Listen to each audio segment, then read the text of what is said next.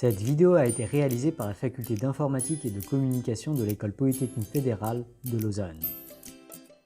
Dis-les, comment fonctionne Google? Pourquoi quand je cherche le changement climatique est-il d'origine humaine, Google me dit-il d'aller voir Wikipédia? Qui a décidé que Wikipédia était là où se trouvait la réponse à cette question? Excellente question Zetago. Si seulement plus d'humains se posaient ces questions absolument fascinantes, mais aussi si critiques pour comprendre le flux de l'information dans le monde moderne. Avoue, t'es en train de nous faire poireauter pendant que tu cherches la réponse aux questions de Zetago sur Google, hein? Non, pas du tout. Plus que jamais aujourd'hui, le web, c'est-à-dire l'ensemble des contenus accessibles via votre navigateur Firefox, Safari ou Chrome, le web, c'est énorme. D'après le World Wide Size Project, le nombre de pages web serait de l'ordre de 4 milliards. Et ça rend la navigation dans cet océan d'informations très difficile. Pour se retrouver dans cette toile énorme, il nous faut absolument des outils algorithmiques pour naviguer à travers le web et faciliter la recherche de contenu. Comme Google, c'est ça? Oui, mais aussi DuckDuckGo, Bing ou Swisscows, pour n'en nommer que quelques-uns. Ces sites, ce sont ceux qu'on appelle des moteurs de recherche. Tels des guides, ils nous permettent de nous orienter dans l'immense toile qu'est le web. Ok, mais il marche comment? Au début du web, dans les années 1990, ces algorithmes fonctionnaient, disons, pas très bien. Quand un utilisateur cherchait voiture, les moteurs de recherche mettaient alors en avant les pages web qui contenaient beaucoup le mot voiture. Ça paraît pas bête. Oui, mais comme il y a des intérêts énormes pour des constructeurs de voitures à apparaître en premier dans la liste des résultats, de nombreux sites web écrivaient voiture partout sur leur page pour y arriver. Et ça marchait. Les moteurs de recherche étaient hackés par cette attaque par surabondance des mots-clés. On parle parfois de Search Engine Optimization. Et ça rendait les moteurs de recherche très peu utiles pour les utilisateurs. Et puis, vint Google. Ça marche comment, Google?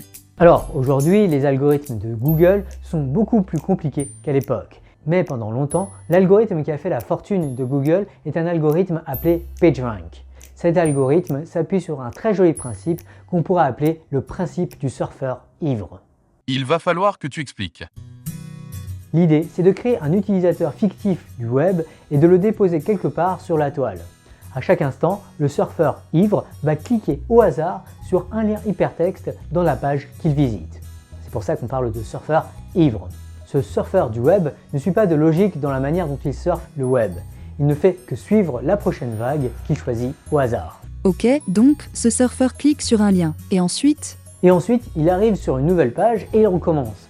Sur cette nouvelle page, il clique au hasard sur un lien qui l'amène vers une autre page, puis il clique sur un autre lien sur cette autre page, et ainsi de suite. Je ne comprends toujours pas où tu veux en venir. Ça sert à quoi de surfer aléatoirement sur le web? Eh bien, l'idée fondamentale de PageRank, c'est la suivante.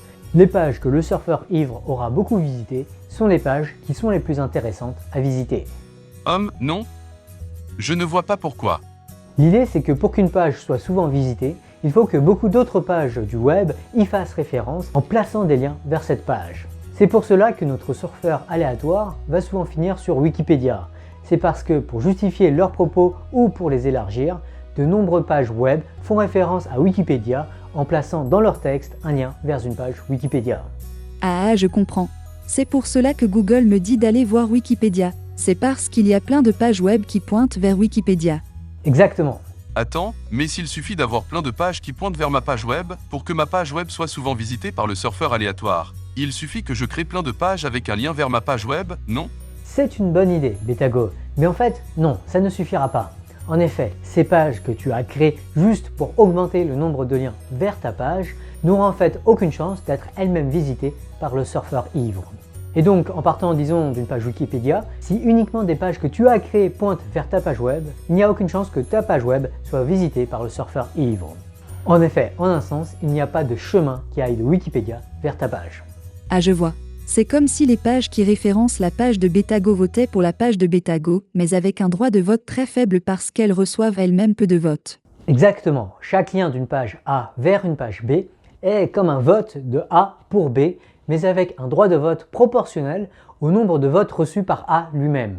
En fait, on peut formaliser précisément ce principe intuitif et montrer que calculer les votes à partir de ce principe est équivalent à utiliser le nombre de visites du surfeur ivre pour estimer l'importance d'une page web. Ok, mais tu disais que ce n'est plus comme cela que fonctionne Google. En effet, aujourd'hui, les algorithmes de Google sont devenus extrêmement sophistiqués. Ils sont aussi et surtout secrets, mais on peut deviner plusieurs de leurs caractéristiques. En plus de s'appuyer probablement sur des principes comme celui du surfeur ivre, ces algorithmes exploitent aujourd'hui certainement beaucoup des techniques de traitement automatique du langage pour identifier quelles pages correspondent le mieux à la recherche de l'utilisateur. Ces algorithmes sont aussi très personnalisés pour maximiser leur pertinence pour l'utilisateur, en utilisant notamment des informations comme sa localisation géographique, on peut par exemple déduire de son adresse IP, ainsi que l'historique de recherche de l'utilisateur, voire dans le cas de Google, les vidéos qu'il a vues sur YouTube, les lieux Google Maps qu'il a visités, voire probablement ce que l'utilisateur a tapé sur le clavier intelligent Google de son téléphone.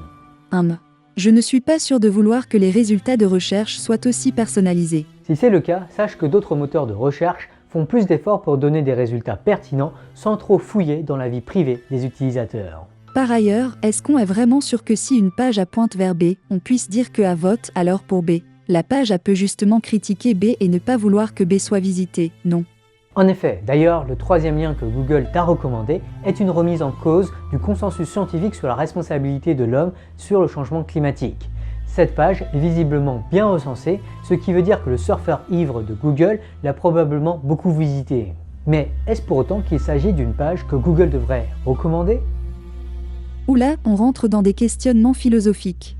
Oui, et pour cause, il est facile de réduire au silence une information, comme le consensus scientifique sur le changement climatique, en noyant cette information dans l'océan des pages web et en mettant en avant des contenus alternatifs à la place. De même, on peut introduire des biais de perception, par exemple en mettant systématiquement des images d'hommes quand un utilisateur recherche des images portant sur le mot-clé « informaticien ». Ceci peut alors donner l'impression que le métier d'informaticien, c'est un métier d'homme.